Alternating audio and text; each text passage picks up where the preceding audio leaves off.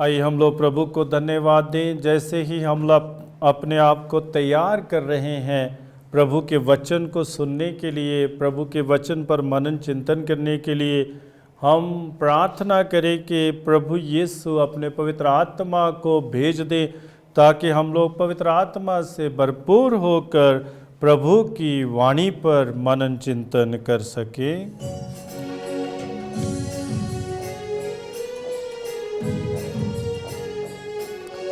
अमृतवाणी तेरी, अमृतवाणी तेरी, अमृतवाणी तेरी, अमृतवाणी तेरी। अंतर्यामी जय जय हो, अंतर्यामी जय जय हो, अंतर्यामी जय जय हो, अंतर्वामी जय जय हो। मंगलवाणी तेरी, मंगलवाणी तेरी, मंगलवाणी तेरी, मंगलवाणी तेरी। सबके स्वामी जय जय हो, सबके स्वामी जय जय हो, सबके स्वामी जय जय हो, सबके स्वामी जय जय हो। सच्ची वाणी तेरी, सच्ची वाणी तेरी, सच्ची वाणी तेरी, सच्ची वाणी तेरी। मीठी वाणी तेरी, मीठी वाणी तेरी, सुंदर वाणी तेरी, सुंदर वाणी तेरी। दिव्य वाणी तेरी, दिव्य वाणी तेरी। अमृतवाणी तेरी, अमृतवाणी तेरी। प्रिय भाइयों तथा बहनों, हम लोग सब कोई आध्यात्मिक जीवन में आगे बढ़ना चाहते हैं। हम प्रार्थना में आगे बढ़ना चाहते हैं, हम आत्मिक जीवन में आगे बढ़ना चाहते हैं। और बहुत बार हम समझ नहीं पाते हैं कि हम कैसे आगे बढ़े। कौन से ऐसे पहलू हैं जिन्हें हमें अपने जीवन में अपनाना है कि हम लोग आगे बढ़ सके। कई प्रकार के पहलू हैं। आत्मिकता को बढ़ावा देने के लिए हम अंतर्दृष्टि का क्रियाशील होना अति आवश्यक है। यदि हम लोग आत्मिकता में आगे बढ़ना चाहते हैं तो अंतर्दृष्टि का क्रियाशील होना बहुत जरूरी है। हमें ईश्वर ने दो आंखें दी हैं, हमारी बाहरी दृष्टि है, हम बहुत कुछ देखते हैं, लेकिन अंतर ध्यान के साथ हम लोग आत्मिकता या आध्यात्मिकता को प्राप्त कर सकते हैं। कुछ लोग सोचते हैं कि हम अपने शरीर को वश में करने से आत्मिक बनते हैं। बहुत बार हम लोग अपने शरीर को वश में करना चाहते हैं और जब शरीर जो है हमारे वश में नहीं रहता है तो हम सोचते हैं कि हम ज़्यादा भौतिक हैं, ज़्यादा शारीरिक हैं और कम आध्यात्मिक और कम आत्मिक। लेकिन हमें समझने की ज़रूरत है कि हमें अपनी अंतर्दृष्टि को क्रियाशील करना है। तो इसके लिए हमें अपने आंतरिक स्वभाव को बदलने की आवश्यकता है, आंतरिक सोच को बदलने की आवश्यकता है, हमारे आंतरिक विचारों को बदलने की आवश्यकता है। और जब हम लोग अपनी आंतरिक सोच, आंतरिक विचारों और आंतरिक भावों को बदलते हैं तो तब भी हम लोग आध्यात्मिक या आत्मिक बन सकते हैं। शारीरिक वासनाओं और कामनाओं पर भी नियंत्रण रखना अति आवश्यक है। जब हम लोग आध्यात्मिकता में या आत्मिकता में आगे बढ़ना चाहते हैं तो हमें अपनी शारीरिक वासनाओं और कामनाओं पर भी नियंत्रण रखना बहुत जरूरी है। और जब हम लोग अपने आप पर नियंत्रण रखते हैं तो तभी हम लोग प्रभु के साथ जुड़ सकते हैं। क्या करें, क्या करें? कौन से ऐसे पहलू हैं जो हमें प्रभु के साथ जोड़ सकते हैं, जो हमें आध्यात्मिकता में आगे बढ़ा सकते हैं, जो हमें प्रार्थना में आगे बढ़ा सकते हैं, जो हमें आत्मिकता में आगे बढ़ा सकते हैं? सबसे पहली बात जो मैं सोचता हूँ वो ये है, प्रभु के साथ मित्रता बढ़ाएं। हमें प्रभु के साथ मित्रता बढ़ाना है। हम लोग इस दुनिया के लोगों के साथ मित्रता बढ़ाते हैं, इस दुनिया की संसार की चीज़ों के साथ मित्रता बढ़ाते हैं, वस्तुओं के साथ मित्रता बढ़ाते हैं, या हम अपने विचारों के साथ मित्रता बढ़ाते हैं। लेकिन सबसे उत्तम बात जो है वो ये है कि हमें प्रभु के साथ मित्रता बढ़ाना है। संत योहन के सुसमाचार में 15 अध्याय 5 वाक्य में हम पढ़ते हैं, प्रभु यीशु कहते हैं, मैं दाखलता हूँ और तुम डालियाँ हो। जो मुझ में रहता है और मैं जिसमें रहता हूँ वही बहुत फलता है, क्योंकि मुझसे अलग रहकर तुम कुछ भी नहीं कर सकते। तो प्रभु के साथ जुड़ने से ही आध्यात्मिक जीवन वास्तविक अर्थों में पनपता है। जब एक टहनी पेड़ है उससे टूट जाती है, उसमें जीवन नहीं रहता है। वैसे ही जब एक इंसान प्रभु से दूर हो जाता है, प्रभु के वचन से दूर हो जाता है, तो उसमें जीवन का प्रवाह नहीं है। इसलिए हमें प्रभु के साथ मित्रता बनाना है। और प्रभु तो कहते हैं कि मैं आपको दास नहीं कहता हूं, मैं आपको सेवक नहीं कहता हूं, लेकिन मैं आपको मित्र कहता हूं। आज से तुम मेरे मित्र हो। तो यदि प्रभु हमें मित्र बनाना चाहते हैं तो हम प्रभु के मित्र क्यों नहीं बने। और प्रभु ने तो ये कहा ही है कि मैं आपका मित्र बनना चाहता हूं और तुम भी मेरे मित्र हो। तो ऐसे ही हम भी प्रभु के साथ मित्रता बढ़ाएं, प्रभु के साथ प्रेम बढ़ाएं, प्रभु के साथ हम लोग अपनी दोस्ती बढ़ाएं और प्रभु के साथ जुड़े रहें। और जब हम लोग प्रभु के साथ जुड़े रहते हैं तभी हम अपने जीवन में प्रभु के जीवन को प्राप्त करते हैं। इसलिए प्रभु के साथ मित्रता बढ़ाएं और प्रभु के साथ प्रेम करें। दूसरी बात है, प्रभु पर निर्भर रहें। बहुत सारे लोग सोचते हैं कि हम अपनी शक्ति से, हम अपनी ताकत से बहुत कुछ कर सकते हैं, लेकिन हम जानते हैं कि हम इंसान होते हुए कितने कमज़ोर हैं। हम अपनी ताकत से, अपनी शक्ति से बहुत कुछ नहीं कर सकते हैं। जब तक हम प्रभु की शक्ति पर निर्भर नहीं हैं, जब तक हम लोग प्रभु पर निर्भर नहीं हैं, जब तक हम लोग प्रभु के सामर्थ्य पर निर्भर नहीं हैं, हम प्रभु की कृपा का अनुभव नहीं कर सकते हैं। इसलिए हमें प्रभु पर निर्भर रहना है।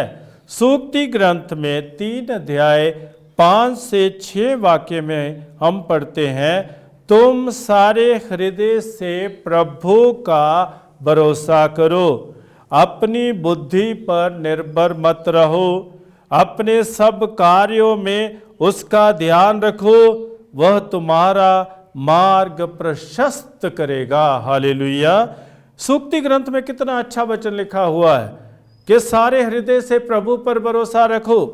और हम जानते हैं, हम पढ़ते हैं, वचन में लिखा है कि जो प्रभु पर भरोसा रखते हैं वे कभी भी शर्मिंदा नहीं होंगे। प्रभु उनकी थाह लेंगे, प्रभु उनका सहारा बनेंगे, प्रभु उनका आसरा बनेंगे, प्रभु उनका मार्गदर्शन करेंगे, प्रभु उनका पथ प्रदर्शन करेंगे और प्रभु उनके आगे आगे चलेंगे। क्योंकि जब हम लोग प्रभु पर निर्भर रहते हैं तो प्रभु हमारे साथ साथ चलते हैं। हमने देखा है पुराने विधान में इस्राएली जनता जब चल रही थी, रेगिस्तान में चल रही थी, तो उस समय प्रभु उनके साथ चलते थे। दिन को प्रभु छाया का खंबा बनकर उनके साथ चलते थे और रात को प्रभु रोशनी का खंबा बनकर उनके साथ चलते थे, क्योंकि वे प्रभु पर निर्भर थे और प्रभु उनका सहारा बनते हैं, उनके आगे आगे चलते हैं। तो इसलिए अपने सब कार्यों में प्रभु का ध्यान रखें, क्योंकि वही हमारा मार्ग प्रशस्त करता है। आप ऐसी कोई परिस्थिति को देखें जब आप बिल्कुल आपका मन खाली था, आपको पता नहीं चल रहा था क्या करना है, और कोई भी विचार, कोई भी सोच, अच्छी सोच जो है आपके मन में पैदा नहीं हो रही थी। और तब आप धीरे से अपनी आंखों को बंद करते हैं और तब आप लोग प्रभु का ध्यान करते हैं, और जब प्रभु का ध्यान करते हैं तो एकदम जो है आपके मन में ऐसे विचार पैदा होते हैं जो आपके जीवन को सफलता दे सकते हैं, और जो आपके जीवन में जो आप चाहते हैं उसको प्रदान कर सकते हैं। क्यों ऐसा हुआ? क्योंकि आपने प्रभु का ध्यान किया।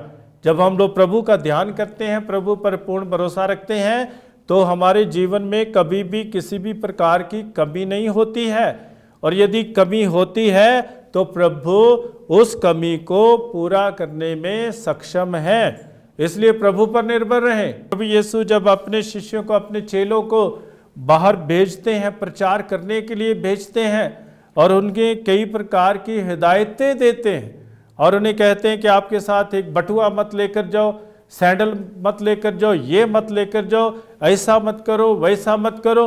ऐसी हिदायतें प्रभु देते हैं। क्यों कहते हैं? कि मुझ पर निर्भर रहो, मैं तुम्हें रास्ता दिखाऊंगा। यही प्रभु बताना चाहते हैं, मैं तुम्हारे साथ साथ चलूंगा, मैं तुम्हारा परमेश्वर, तुम्हारे संग संग चलूंगा। योशुआ को प्रभु ने कहा, जैसे मूसा के साथ मैं चला था, तेरे साथ भी मैं चलूंगा।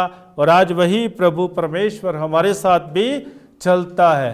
जब हम प्रभु पर निर्भर रहते हैं, हमें किसी भी प्रकार की कोई भी कमी नहीं होती है हमारे जीवन में। इसलिए हम प्रभु पर निर्भर रहें। और तीसरी बात है, अपने आप को प्रभु के चरणों में पूर्ण रूप से समर्पित करें, समर्पण करें, समर्पण करें। Surrender yourself. जब तक हम लोग समर्पित नहीं करते अपने आप को प्रभु के चरणों में, तब तक हम प्रभु की राहों पर भी आगे नहीं बढ़ सकते हैं। इसलिए समर्पित करें। संत याकूब हमें बताते हैं अपने पत्र में 4 अध्याय 7 वाक्य में, आप लोग ईश्वर के अधीन रहें, शैतान का सामना करें और वह आपके पास से भाग जाएगा। हालेलुया। जब हम लोग प्रभु के अधीन रहेंगे तो शैतान का हम सामना कर पाएंगे, तो वह हमारे पास से भाग जाएगा। और जब हम लोग प्रभु के अधीन नहीं रहते हैं तो फिर हम लोग शैतान के अधीन रहते हैं। तब हम लोग शैतान को मात नहीं कर पाएंगे, तब हम लोग शैतान को भगा नहीं पाएंगे। जब तक हम प्रभु के अधीन नहीं रहते हैं, तब तक हम लोग शैतान का सामना नहीं कर पाते हैं। इसलिए हम ईश्वर के अधीन रहें। और कैसे अधीन रहें? प्रार्थना के माध्यम से। रोज रोज प्रतिदिन प्रार्थना करें, उठते समय प्रार्थना करें, चलते फिरते समय प्रार्थना करें, शाम के समय प्रार्थना करें, सोने के पहले प्रार्थना करें। प्रार्थना एक ऐसा शस्त्र है जो हमारे जीवन को सामर्थ्यशाली बना देता है। प्रार्थना एक ऐसी बात है जो हमें प्रभु के साथ जोड़कर रखती है। प्रार्थना एक ऐसी शक्ति है, ऐसी ताकत है जो हमें शक्तिशाली बना देती है। इसलिए हम प्रार्थना में समय बताएं और ईश्वर की इच्छा की खोज करें। बहुत बार हम लोग अपनी इच्छा पूरी करना चाहते हैं। बहुत बार जो हम सोचते हैं तो हम सोचते हैं कि यही सबसे बेहतर है, यही सबसे अच्छा है। बहुत बार हम लोग दूसरों पर भी अपने ही विचारों को थोपना चाहते हैं, अपनी इच्छा को थोपना चाहते हैं। नहीं, हम लोग ईश्वर की इच्छा की खोज करें। जब हम लोग ईश्वर की इच्छा की खोज करते हैं तो ईश्वर हमें रास्ता दिखाते हैं कि हमें अपने जीवन में क्या करना है, हमें किस रास्ते पर चलना है, हमें कैसे प्रभु के साथ साथ चलते रहना है। तो अपने जीवन में ईश्वर की इच्छा को खोजें कि प्रभु मुझसे क्या चाहते हैं, प्रभु मुझसे क्या चाहते हैं। यही इच्छा हमने अपने जीवन में खोजना है। और तीसरी बात है, आत्मिक ज्ञान व प्रज्ञा प्राप्त करें। आत्मिक ज्ञान में आगे बढ़ें। इस दुनिया का, इस संसार का ज्ञान हमें बहुत है, लेकिन आत्मिक ज्ञान में आगे बढ़ें, प्रज्ञा में आगे बढ़ें, बुद्धिमानी में आगे बढ़ें। प्रज्ञा सीखें, बुद्धिमानी सीखें, और प्रभु की कृपा से ही हम बुद्धिमानी और प्रज्ञा सीख पाएंगे। और चौथी बात है, उपवास व त्याग करें। अपने जीवन में उपवास रखें, त्याग करें। उपवास केवल खाने का ही नहीं, उपवास विचारों का उपवास करें। आप अपने जीवन में जो बुरे विचार है, दुष्ट विचार है, उन पर पूर्ण विराम लगाएं और अपने जीवन में अच्छे विचार पैदा करें। तो ऐसे विचारों को दमन करें जो हमारे जीवन में हमें आगे नहीं बढ़ने देते हैं। तो उपवास रखें। उपवास, हम कई बातों से उपवास कर सकते हैं। अपने घमंड से उपवास रखें, स्वार्थता से उपवास रखें, घृणा से उपवास रखें और एक दूसरे के प्रति निंदा से उपवास रखें। कई प्रकार की बातें हैं, कई प्रकार से हम लोग उपवास रख सकते हैं। और त्याग करें, त्याग करना सीखें। हम कई बार अपने लिए बहुत सुविधाएं खोजते हैं और सुविधाओं में रहना चाहते हैं, लेकिन त्याग करना सीखें। जब हम लोग प्रभु पर निर्भर रहते हैं, अपने आप को पूर्ण रूप से प्रभु के चरणों में समर्पित करते हैं, तो हम त्याग करना भी सीखें और प्रभु के निर्णय का अपने जीवन में इंतजार करें। प्रभु क्या चाहते हैं, प्रभु मेरे विषय में क्या निर्णय लेना चाहते हैं, हम प्रभु के निर्णय का इंतजार करें, उनके फैसले का इंतजार करें कि प्रभु मेरे लिए क्या निर्णय लेते हैं। प्रभु तो हमें बताते हैं कि मेरे मन में, मेरे हृदय में आपके विषय में एक योजना है और प्रबंध है, और ऐसी योजना है जो आपको विजयी बनाएगी। ऐसी योजना है जो मेरे हृदय के अनुकूल है, जो मेरे हृदय के जैसे है। ऐसी योजना है कि जिससे आप मेरे साथ हमेशा जुड़े रहेंगे। तो समर्पण हम लोग करें, प्रभु के चरणों में पूर्ण रूप से समर्पित करें। चौथी बात है, एकांत का सहारा लें। बहुत बार हम लोग हल्ला गुल्ला करना चाहते हैं, बहुत बार हम लोग चीखना चाहते, चिल्लाना चाहते, ऊंची ऊंची आवाज़ में चिल्लाते हैं। और हम देखते हैं बस में जाते हैं या ट्रेन में जाते हैं, कई लोग ऐसे हैं कि जो बिल्कुल अपने मुंह को बंद नहीं करते हैं और वो बोलते ही रहते हैं। कभी भी एकांत में बैठना उन्हें पसंद नहीं लगता है। कोई ना कोई बात शुरू करेंगे और जब तक उसका कुचुम्बर नहीं निकल जाएगा तब तक वो बातों को करते रहेंगे। हमने एकांत में रहना सीखा नहीं। और प्रभु की कृपा एकांत में हमारा सहारा बनती है। तो एकांत का सहारा लें, शांत रहे, एकांत जगह का सहारा लें और अपने मन को भी शांत करें। प्रभु यीशु भी एकांत में प्रार्थना किया करते थे। हम पढ़ते हैं कि प्रभु यीशु पहाड़ में जाकर प्रार्थना करते थे, रात के समय प्रार्थना करते थे, एकांत में प्रार्थना करते थे और 12 शिष्य उनके साथ रहते थे, फिर भी प्रभु अकेले जाकर प्रार्थना करते थे। तो एकांत का सहारा हम लोग लें। प्रभु के सामने आंतरिक रूप से शांत होना एक गंभीर व महान चुनौती। बहुत बार हम लोग जो है शांत नहीं हो पाते हैं, हम लोग एकांत का सहारा नहीं ले पाते हैं। जब तक हम लोग एकांत का सहारा नहीं लेंगे, हम लोग प्रभु की आवाज़ को भी सुन नहीं पाएंगे। तब तक हम लोग प्रभु की आवाज़ को सुन नहीं पाएंगे। और जब हम लोग बिल्कुल शांत हो जाते हैं, हम प्रभु की आवाज़ को पहचानते हैं, प्रभु की आवाज़ को समझते हैं और प्रभु की आवाज़ को हम लोग अपने जीवन में अपनाते। संत मार्कुस के सुसमाचार में 6 अध्याय और 31 वाक्य में लिखा है, तब ईसा ने उनसे कहा, तुम लोग अकेले ही मेरे साथ निर्जन स्थल चले आओ और थोड़ा विश्राम कर लो।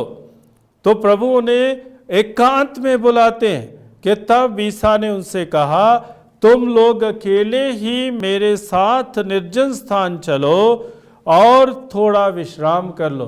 तो थोड़ा विश्राम करने के लिए प्रभु बुलाते हैं, एकांत में आने के लिए बुलाते हैं, प्रार्थना करने के लिए बुलाते हैं, प्रभु के साथ जुड़ने के लिए हमें बुलाते हैं। तो हम लोग एकांत का सहारा लें। जब हम एकांत में बैठते हैं तभी हम प्रभु का अपने जीवन में अनुभव कर सकते हैं। जब एकांत नहीं है तो हम लोग खुद भी चिल्लाते हैं और दूसरों को भी हम लोग चिल्लाते हुए देखते हैं, तो हम कभी भी प्रभु का अनुभव अपने जीवन में नहीं कर सकते। इसलिए एकांत का सहारा ले, तभी हम लोग आध्यात्मिकता में आगे बढ़ सकते हैं, तभी हम लोग पवित्र आत्मा का अपने जीवन में अनुभव कर सकते हैं जब हम लोग एकांत का सहारा लेते हैं।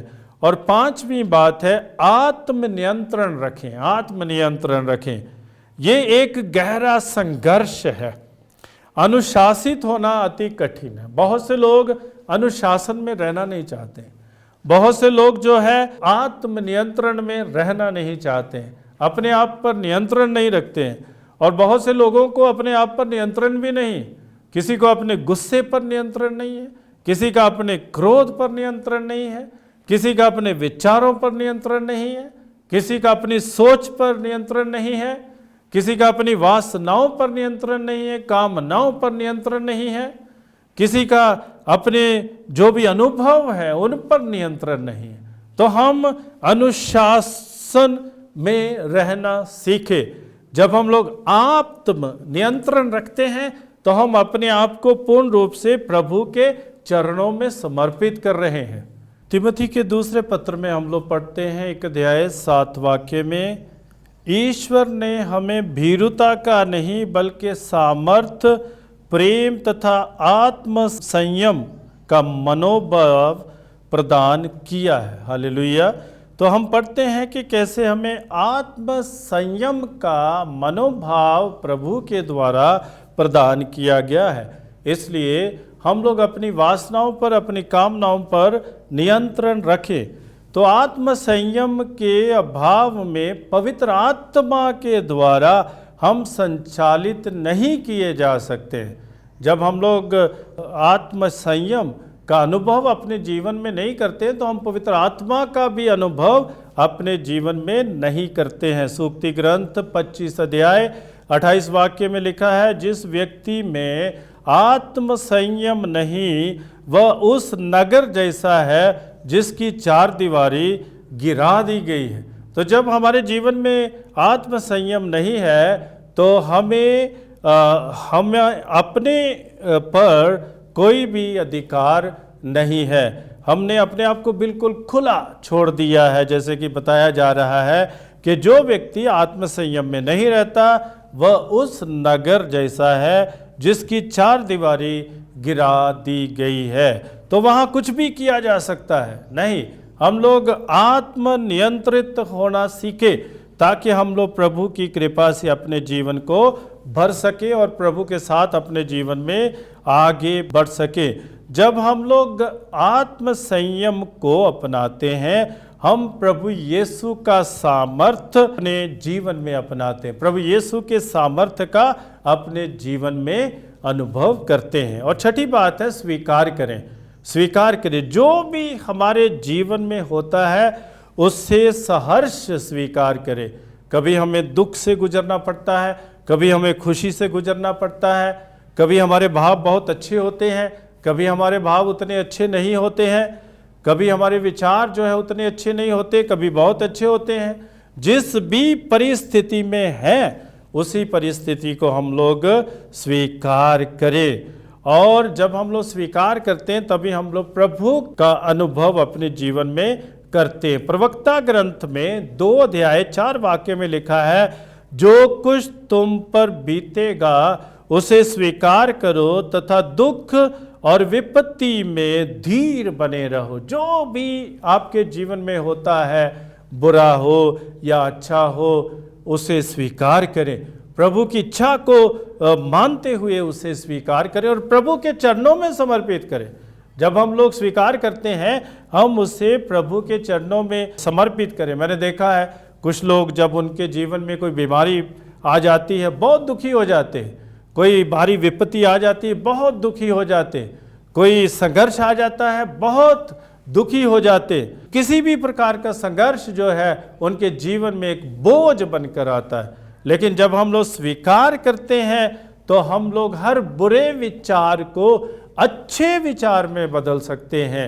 हर दुष्ट अवस्था को, परिस्थिति को हम लोग अच्छी परिस्थिति में बदल सकते हैं जब हम लोग उसे अपने जीवन में स्वीकार करते हैं। और 7वीं बात है प्रभु की तरफ कान लगाएं। प्रभु की तरफ कान लगाएं। संत यूहन्ना के इस समाचार में 10 अध्याय 27 से 28 वाक्य में पढ़ते हैं, मेरी भेड़ें मेरी आवाज़ पहचानती हैं, मैं उन्हें जानता हूँ और वे मेरा अनुसरण करती हैं, मैं उन्हें अनंत जीवन प्रदान करूँगा और उनका सर्वनाश नहीं होगा। हालेलुया।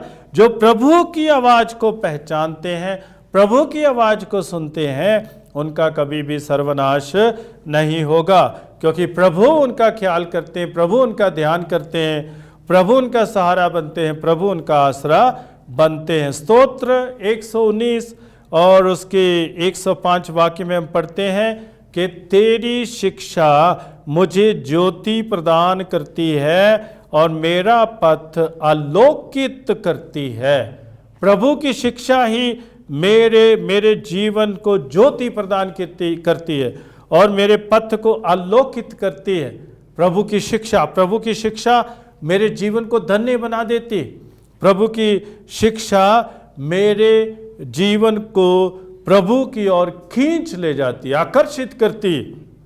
और इसीलिए हमें चाहिए कि हम प्रभु की तरफ कान लगाएं। हम जानते हैं कि मार्था और मरिया के घर में जब प्रभु यीशु गए थे तो मरिया प्रभु यीशु के चरणों में बैठकर प्रभु की बातों की ओर कान लगाती है और प्रभु यीशु ने कहा कि मरिया ने सबसे उत्तम भाग चुन लिया है, उससे ये नहीं लिया जाएगा।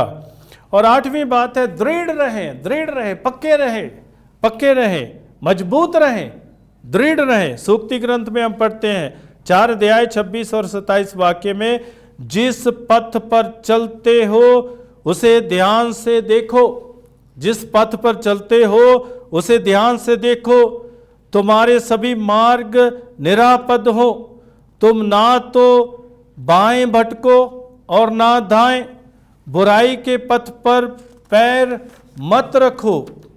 और जब हम लोग बुराई के पथ पर पैर रखेंगे तभी हम दृढ़ता से गिर जाएंगे, इसलिए हमें दृढ़ रहना है, ना बाएं भटके, ना दाएं भटके, ना बाएं भटके, लेकिन सीधे प्रभु की ओर हमें चलते रहना है। और जब हम लोग दृढ़ता से अपने जीवन में आगे बढ़ते हैं तो प्रभु की महिमा हमारे जीवन में प्रदर्शित होती है। और 8वां बिंदु है, पवित्र आत्मा के वरदानों का आनंद उठाएं और उचित फल पैदा करें। पवित्र आत्मा के वरदानों का आनंद उठाएं और उचित फल पैदा करें। और हम देखते हैं कि आत्मा के फल क्या हैं। आत्मा का फल है प्रेम, आनंद, शांति, सहनशीलता, मिलनसारी, दयालुता, ईमानदारी, सौम्यता और संयम। हालेलुया। और ये हम पाते हैं गलातियों के नाम पत्र में 5 अध्याय 22 वाक्य में। और 7 वरदान क्या है? प्रज्ञा, समझदारी, परामर्श, दृढ़ता, ज्ञान, दीनधारी, प्रभु का भय।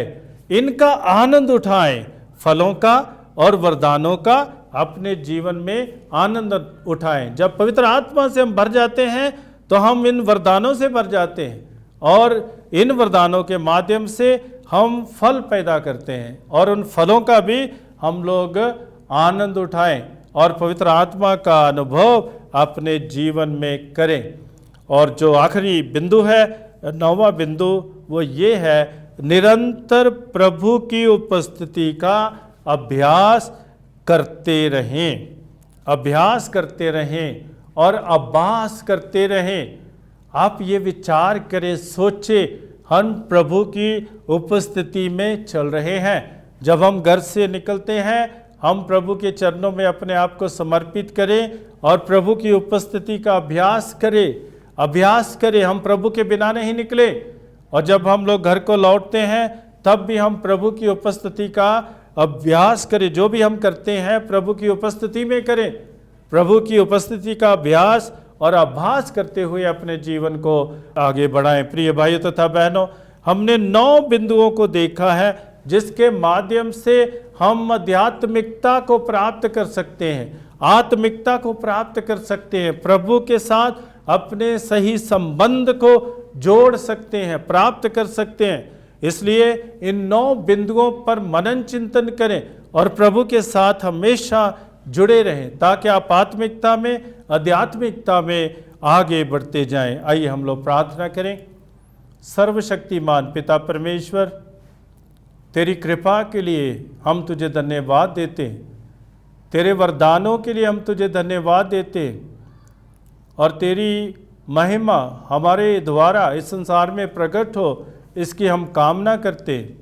हमारे साथ रह, ताकि कभी भी हम भटक ना जाएं, लेकिन हमेशा तेरी ही राहों पर अपने जीवन में चलते रहें और तेरे साथ जुड़े रहें। हम ये प्रार्थना करते हैं अपने प्रभु यीशु ख्रीस्त के द्वारा। आमीन।